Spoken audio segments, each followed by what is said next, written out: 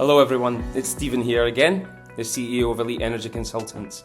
And I promise this will be the last video for me for a few days, and some of my team members will be introduced to speak about specialist subjects such as emissions reporting, carbon abatement, and other initiatives that we're embarking on at Elite.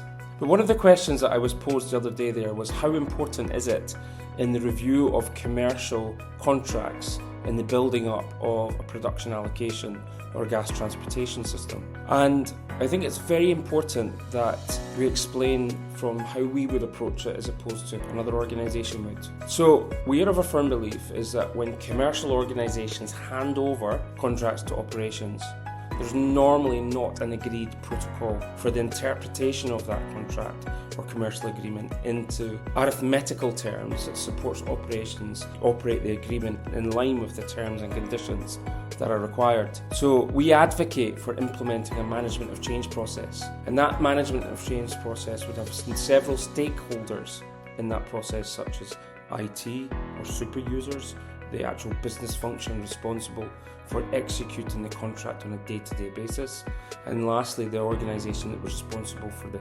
implementation of that commercial agreement. And in that MOC process there would be what we term a contract interpretation document. That contract interpretation document takes a contract from plain English into the actual pertinent clauses that need to be managed and monitored within the system. That's a system that has been very proven. It's a system that's worked with several of our clients up until now. It's a system that ensures compliance and alignment with your organisation from all the various stakeholders to ensure that everybody understands the obligations that require to be met in the execution and the management of the contract. Now, where is AI going?